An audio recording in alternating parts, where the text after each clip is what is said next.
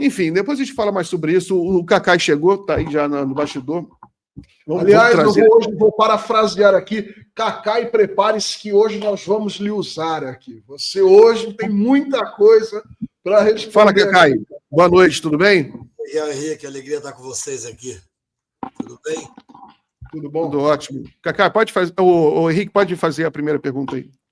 Cacai, já vou. Assim, tá um inferno na Terra com o que está acontecendo em Brasília. Então, eu vou tentar começar pelo começo.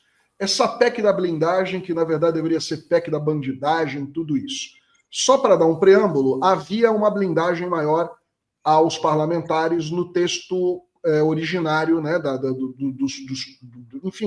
Constituição original, que em 2001 foi alterado para que a coisa ficasse mais perto do que a gente tem hoje, que é essa possibilidade do Supremo, como foro adequado, investigar, etc. e tal, deputados, senadores. Agora querem voltar ao texto originário e ainda avançar, expandindo isso para presidente de partido, colocando voto secreto na hora de votar a cassação de mandato ou autorização de abertura de inquérito, enfim. Eu queria saber o seguinte de ti. Isso aí, do ponto de vista constitucional, pode? Olha, eu não conheço esse texto, né? Porque, na verdade, já foram tantos textos que eu não acompanhei este que está sendo dito aí.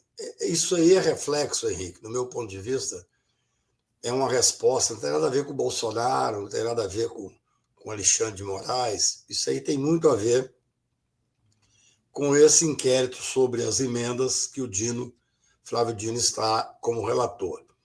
Ele ontem deu uma decisão forte, Flávio Dino é um homem técnico, preparado, muito sério e muito rigoroso.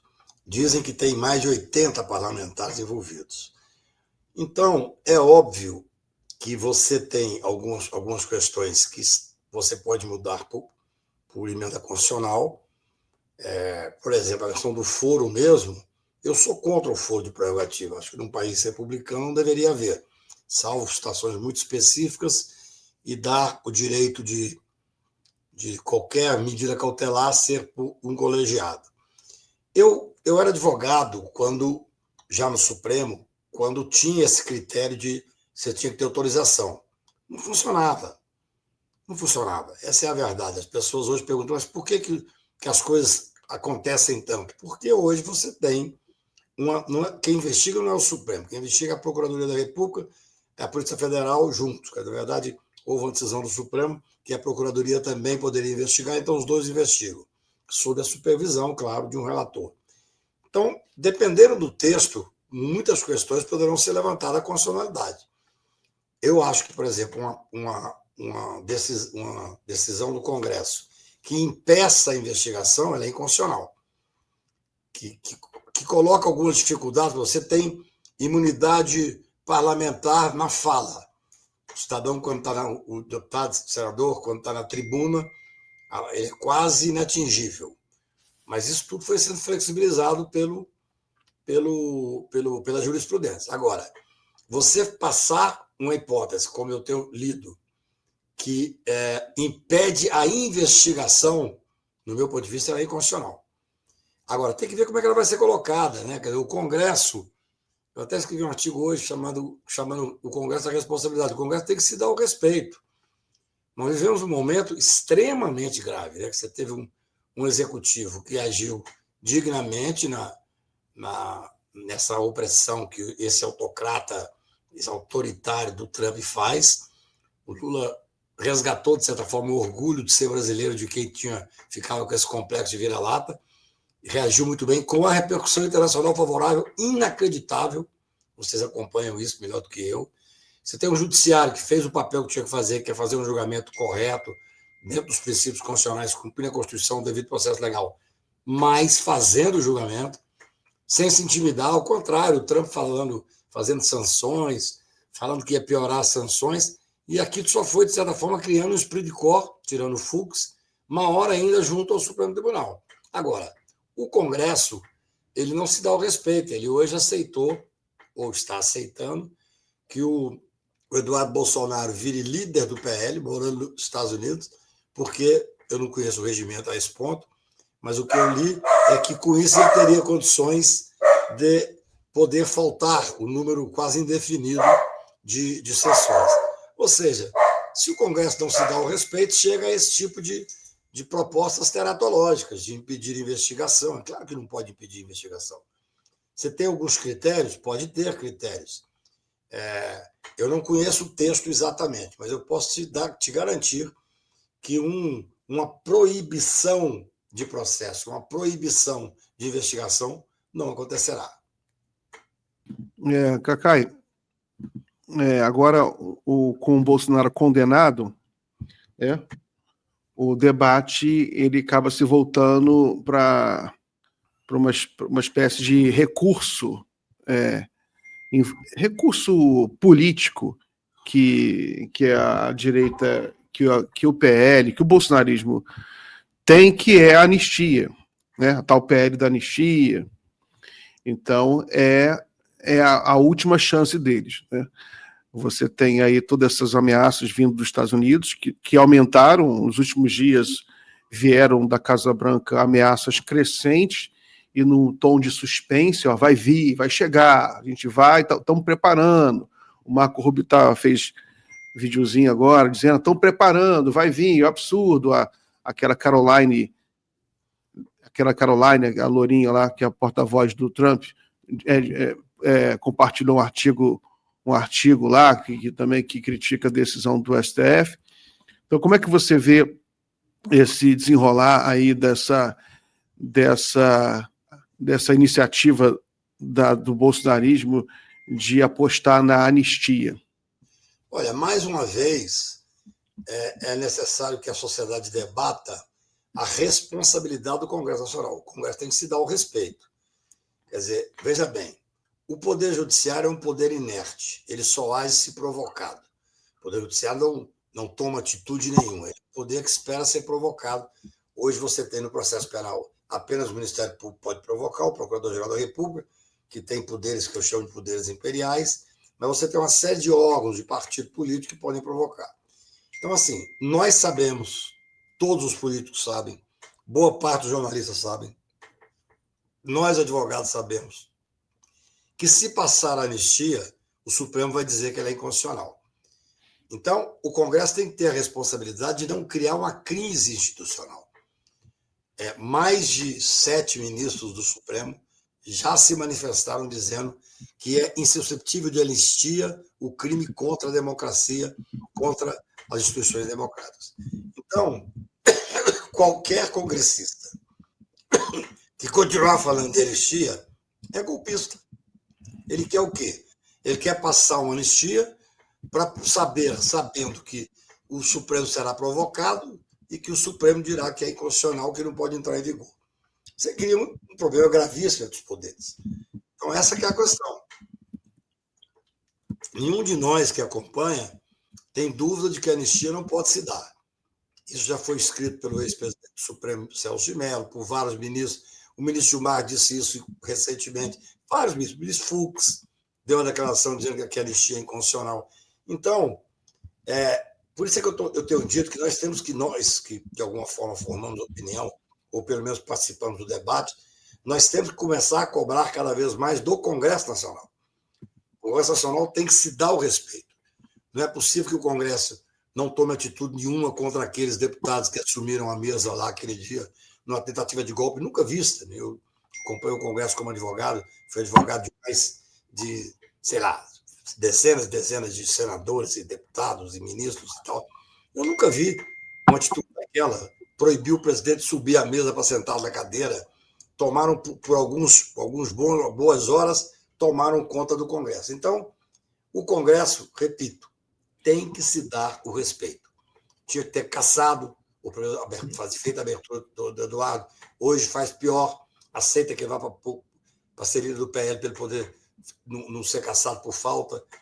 Então, eu acho que tudo isso é nesse contexto que nós vivemos. O Supremo Tribunal fazendo um papel de manutenção, seguramente o grande responsável pelo fortalecimento democrático, o governo Lula fazendo um papel internacional interessantíssimo, ganhando cada vez mais respeito, através da sua postura de manter a soberania, de não abaixar a cabeça. E os indicativos do Brasil só melhoram. Claro que com o tarifaço, uma ou outra área perdeu. Mas hoje saiu dado, menor nível de desemprego da época, o dólar caiu incrivelmente. Ou seja, o que não está funcionando hoje, infelizmente, repito, são as forças democráticas dentro do Congresso Nacional.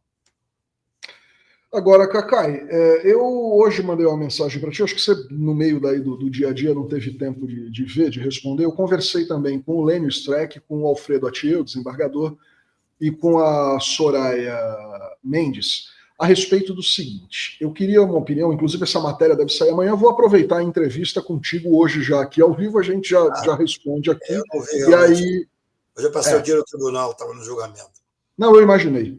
E o que ocorre é o seguinte, já existe aí uma conversa, não é uma apuração minha, mas é de alguns colegas que eu respeito muito, tanto da imprensa independente como da imprensa comercial, de que parece que se chegou a um denominador comum que é, resumindo, para ser breve, enterrar essa urgência da PEC aí, da PL, da anistia geral e restrita e tal, para que haja uma votação de um texto alternativo que, na verdade, vai prever uma redução de pena.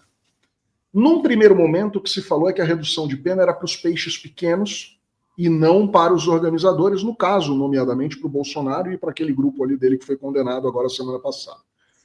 Hoje já surgiu a informação de que essa alteração, a redução, que seria perto de 1/3 dos valores lá de pena estabelecidos, também valeria para eles. Aí a matéria que eu faço é a seguinte, que eu perguntei para esses juristas, eles foram aí discordantes em muitos pontos. Uma redução de pena desse tipo, é óbvio que o legislativo pode votar qualquer redução ou aumento de pena. Isso é um papel aí deles, é uma prerrogativa do legislativo fazer isso. Só que num caso como esse, alterando para menos a lei, o que naturalmente beneficiaria o Bolsonaro seria retroativo. Nesse caso, o Supremo poderia declarar uma inconstitucionalidade partindo do princípio de que quebrou-se o princípio da impessoalidade, porque claramente a redução de pena é voltada para uma pessoa. Como é que você acha que o Supremo se comportaria diante dessa situação? Olha, primeiro tem que ver como é que viria esse projeto, né?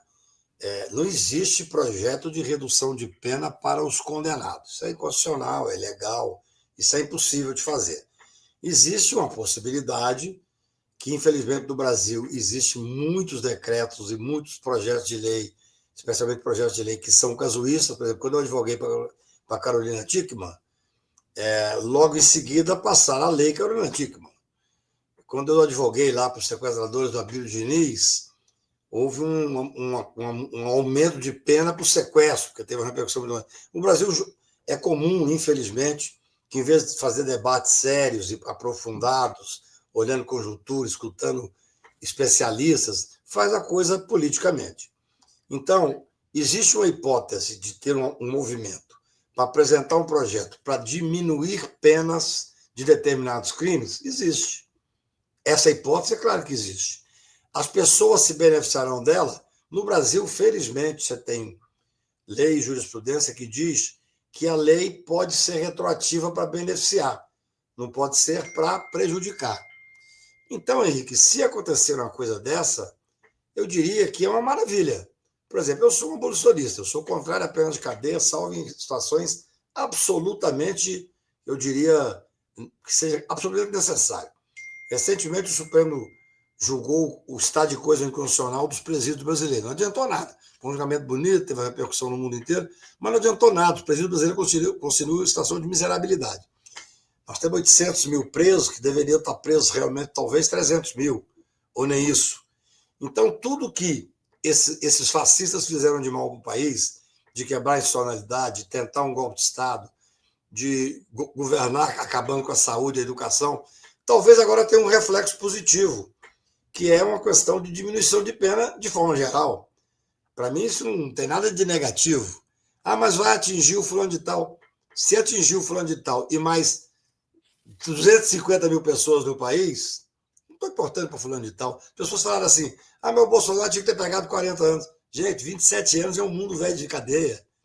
Ele vai ficar 6, 7 anos em regime fechado. Mas se diminuir para 13 anos, vai ficar 4 anos em regime fechado. Ninguém precisa ficar mais que 4 anos de regime fechado. Então, a minha visão, eu tenho falado isso desde quando, em 18 de fevereiro, quando saiu a denúncia, eu falei, em setembro nós estamos julgando esse pessoal no Supremo. Foi exatamente no começo de setembro. E eu digo o seguinte, o que interessa é que isso, de alguma forma, sensibilize a direita. Sensibilize em que sentido? Para ver que o sistema penitenciário tem que melhorar, para ver que a comida tem que melhorar, que o serviço médico tem que melhorar. Se servir para isso, já é um grande avanço. O que as pessoas têm que entender é que é impossível passar uma lei dizendo o seguinte, os que foram condenados pelo Supremo, isso não vai acontecer. É para todos. É completamente teratológico. Agora, o crime tal vai diminuir a pena para... A pena mínima é 3 anos, vai diminuir para 1. Ótimo. Todas as pessoas que passarem por esse mesmo fato terão a pena diminuída. Eu vou te dizer, as pessoas custaram a entender, algumas nem entendem até hoje, por que as penas foram tão altas. 14 anos para quem estava depredando, para quem estava tentando o golpe, para quem estava na frente ali, sem fazer parte da organização. Porque no Brasil você tem a pena mínima e tem a pena máxima. Eu já falei isso aqui com o Miguel. O Supremo tinha 2 opções, ou ele condenava ou ele absolvia. Absolver seria um escândalo. Condena. Vai condenar, tem que botar a pena mínima. Por exemplo, por que não tem uma discussão agora para tirar a pena mínima? Eu sempre fui favorável a tirar a pena mínima. O juiz vai dar caso a caso. Esse caso aqui, o cidadão realmente está fazendo uma coisa que é contra a lei, mas ele merece 1 ano de cadeia. Dá 1 ano de cadeia. Então, se isso servir para que tenha uma discussão, para diminuir a quantidade de pena, no Brasil é o contrário.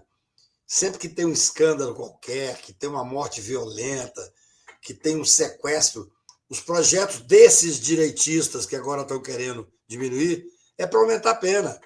Porque eles acham, se você pegar as falas do Eduardo Bolsonaro, Flávio Bolsonaro, de 4 anos atrás, era metendo o pau em prisioneiro, falando que o sistema penitenciário tem que ser horrível mesmo, que não tem por que melhorar. Agora eles já estão querendo fazer uma melhora geral. Eu vou contar uma história, Henrique, que ela é rápida e curta e é significativa.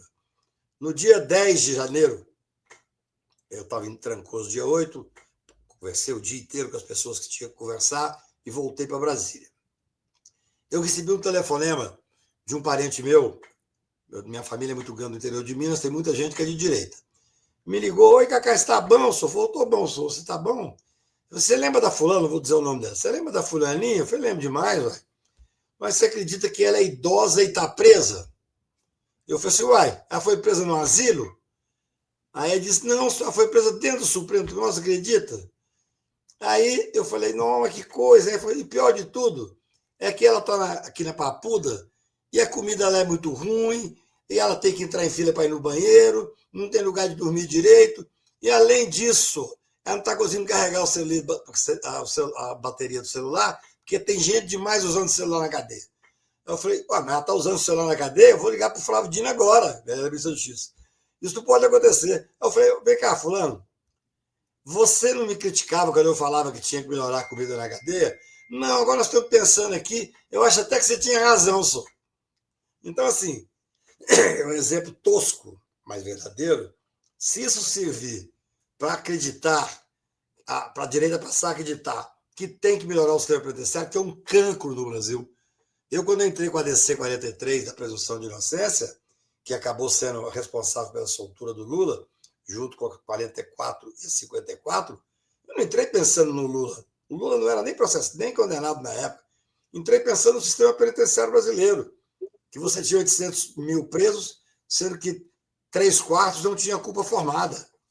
Então, Henrique, se acontecer desse Congresso conservador, reacionário, que está tentando agora legislar em causa própria na questão da PEC dos benefícios, lá que está sendo chamada, esqueci como é que é o nome, se ele resolver enfrentar a questão penal, diminuindo pena, até eliminando alguns tipos penais, eu acho que essa pode ser a grande vantagem, uma das grandes vantagens desse movimento todo que fizeram. Ô, Cacá, é interessante isso. Como é que a gente poderia começar isso? Você mencionou redução da pena mínima, né? Aí como é que poderia iniciar um processo desse para anular alguns tipos penais e reduzir as penas mínimas? Como é que a gente poderia começar um debate nesse sentido? Olha, os advogados já tentam isso. Tem uma súmula no STJ que diz que não pode colocar a pena abaixo da mínima. Acho um absurdo. Eu acho que o debate é o seguinte: o grande debate é que a criminalização de condutas cada vez maior, que é a que a direita sempre pregou, não serve para a democracia, não melhora a questão carcerária, não melhora a questão do crime, não melhora a segurança. A esquerda tem muito punitivismo também. Tem uma esquerda muito punitiva. Então, assim, se isso tudo servir para se ter um debate sobre a desnecessidade de... Hoje, Miguel, todo o escândalo que ocorre no Brasil, você vê proposta de 1 ou 2 crimes a mais. Por exemplo, crime hediondo. O crime hediondo é algo completamente incompreensível. Aí eles colocam uma série de dificuldades e cada vez que tem um crime que chama atenção, aquele tipo de crime passa a ser hediondo. O ministro Zé Carlos Dias, que é um grande humanista, um grande pensador do direito penal, ele falava assim: Cacai, para existir o crime hediondo, tem que existir o crime bonzinho. Crime é crime. Não existe crime hediondo e crime bonzinho. Eles colocaram a questão do crime hediondo para quê? Para colocar mais dificuldade do cidadão ter progressão de regime, que é um absurdo. Você pega essa direita que está sendo presa e esses bolsonaristas que apoiam o Bolsonaro e tudo mais, todos eles são contrários à progressão de regime. Quando nós sempre defendemos que, por exemplo, se o cidadão lê o tanto X de livro, ele tem direito de remir a pena. Eles eram contrários, até porque não leem também, mas contrários a tudo isso, entendeu? Quando saiu aquela decisão do ministro Lewandowski do plenário, no habeas corpus coletivo, que permitiu que as mães que têm filhos menores de 12 anos e não têm companheiro, não têm avó para cuidar, têm direito à prisão domiciliar, eles ficaram revoltados. Bandido tem que estar na cadeia. Ao contrário, nós temos que eliminar as hipóteses de cadeia. Cada vez mais. Se isso servir, Henrique, eu sei que vários amigos que estão nos ouvindo não vão gostar do que eu estou dizendo, mas eu falo a mesma coisa a vida inteira. Sou advogado criminal há 40 e tantos anos. Nós temos que eliminar crime, diminuir pena, diminuir hipótese de cadeia, até porque, se nós cumpríssemos a lei de execução criminal, o Brasil seria outro nas cadeias. É um número X de pessoas no metro quadrado, tem que ter arejada, a comida tem que ser boa, tem direito todo mundo a ter serviço de banho de sol e tal, de visita íntima. Eu me lembro que quando eu nunca fiz política de ordem, mas quando eu me formei, eu comecei a trabalhar dentro do Conselho Federal de Direitos Humanos, porque em Brasília não existia, veja bem, não existia visita íntima. Olha que coisa! É comprovado por estudos longos que tudo isso diminui a tensão no presídio. E não existia visita. Então, nós brigamos, por exemplo, para ter casa para amamentação para as mulheres que estavam presas. Então, se essa onda de tentativa de golpe da ultradireita, que eu vejo todo o lado negativo dela, mas se o reflexo for também discutir o sistema carcerário, para diminuir, e também, além disso, diminuir penas, diminuir tipos penais. Essa direita que está indo para a cadeia e os seus apoiadores, sempre a jogada foi o quê? Aumentar o máximo os tipos penais. Tudo tem que ser criminalizado. Não é isso que resolve a questão de segurança. Não é isso que resolve a questão da tranquilidade do cidadão frente ao Estado, à força do Estado. Nós temos que criar condições de fazer... Pode ser o quê? A imprensa começar a discutir essas questões, chamar especialistas para essas questões, chamar deputados federais, especialmente, e senadores para discutir isso no Congresso, fazer audiências públicas. Então, eu acho que desse desastre que está sendo enfrentar essa ultradireita, inconscientemente, talvez eles façam um lado positivo para o processo penal brasileiro, que pode, inclusive, melhorar o sistema carcerário. E, Cacai, me diz uma coisa, o Bolsonaro hoje foi internado, né? E foi deslocado aí de casa, está na prisão domiciliar ainda, aguardando aí a apresentação aí enfim, a interposição dos recursos, dos embargos de declaração e tal. e foi levado para atendimento no DF Star, se eu não me engano, vai passar a noite lá, porque estaria com uma crise de soluço, vômito e também com pressão baixa. Então, precisava estabilizar a pressão em parâmetros ali, né, normais, para que ele, então, seja levado para fazer exames amanhã de manhã e depois retorne para casa para continuar detido. Eu queria saber o seguinte de ti, existe algum tipo de possibilidade, tecnicamente falando, dele iniciar o cumprimento em regime fechado já na prisão domiciliar? Ou isso, via de regra, é uma coisa que, na hora da execução penal, precisa primeiro recolher o sujeito condenado a um estabelecimento penal, para que depois seja feito, porque isso é um pedido que é feito pela defesa ao juiz do caso, né? Não sei exatamente se o juiz da vara de execução penal, normalmente em situações mais comuns. Como é que funciona isso na prática e como é que você vê a perspectiva de que ele possa, digamos assim, não cumprir nada, zero, digamos assim, num estabelecimento prisional? Olha, Henrique, primeiro, você tem razão. A regra é você, depois do trânsito em julgado, você é recolhido ao presídio, como o presidente Collor foi. O ex-presidente Collor foi para o presídio em Maceió, e aí os advogados entraram com pedido de domiciliar, por questão de saúde. É sempre assim. Você entra, em regra, o responsável pela execução, que eu não sei se vai ser o próprio Alexandre, ou se ele vai delegar a um juiz. O juiz responsável, no caso do Collor, foi o juiz de lá. O juiz responsável vai mandar ouvir o presídio sempre vem dizendo assim, não, nós temos condições de cuidar, que o presídio não vai reconhecer a falência dele. E aí vem os advogados representam o entendimento médico. E aí, nesse caso, desculpa, é até engraçado porque esses médicos que são pegos nessa hora para opinar são os mesmos médicos do ministro Supremo, que é a burguesia toda que está no mesmo lugar. E aí o ministro vai correr o risco de não cumprir uma determinação médica e manda... Vou ter que pedir desculpa, mas estou ruim hoje. Para domiciliar. É assim que funciona. Em regra, vai antes. No caso do Bolsonaro e dos generais, nós temos uma discussão extra, que é o fato de que eles são militares e até então há um entendimento de que eles poderiam cumprir, ou teriam que cumprir, no estabelecimento militar, até que seja julgado a perda das patentes. Quem vai determinar? O Supremo não quis entrar nessa discussão. Ele determinou a perda de cargo de 2 pessoas que não eram militares. Os militares ele não tomou providência nenhuma. O que significa que, após o trânsito em julgado, o procurador militar terá que ir ao STM, o STM vai abrir um processo para caçar as patentes deles. Caçou as patentes, juiz comum, Papuda, Bangu. Agora, claro, a hipótese de uma domiciliar sempre existe. Existe para qualquer um. Só que a gente sabe que, infelizmente, aquele cidadão que não tem advogado, que não tem dinheiro, que já deveria estar na rua há muito tempo, quando o mutirão, Gilmar fez um mutirão presidente do CNJ, milhares de pessoas que não deviam estar presas foram descobertas. Uma coisa inacreditável, tristíssima. Mas a regra é essa. Condenou, no caso dos militares, vai para uma cadeia militar. Eu conversei com o militar ontem, de alta patente. O cara não quer isso, que é ruim.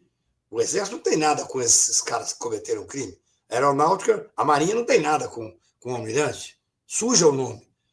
Você deve ter notado durante o julgamento, tanto a ministra Carmen como o Alexandre, ressaltaram, não são as instituições que estão sendo julgadas. Claro que não.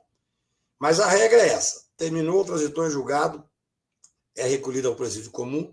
No caso dos militares, vai demorar um pouco mais. Mas, gente, ele está preso. Por exemplo, nesse momento que ele está de prisão domiciliar, aqui entre nós, ele deu todos os requisitos para ir para uma prisão para Papuda. Aí seria uma prisão preventiva, Papuda. Não tem outro lugar. Nesse momento, é interessante, o Alexandre foi comedido.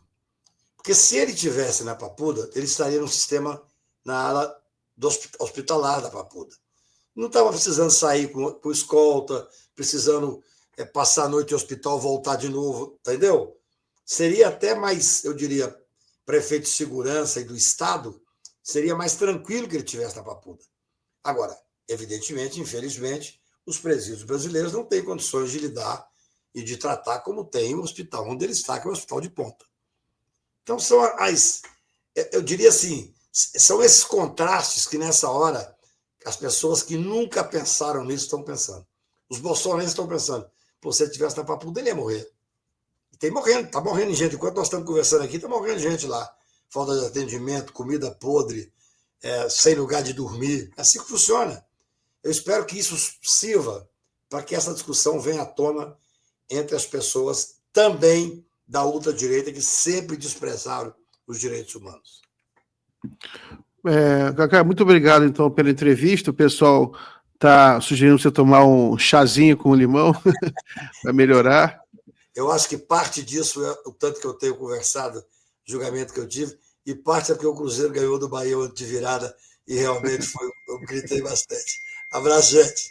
Obrigado. Abraço. Desculpe aí.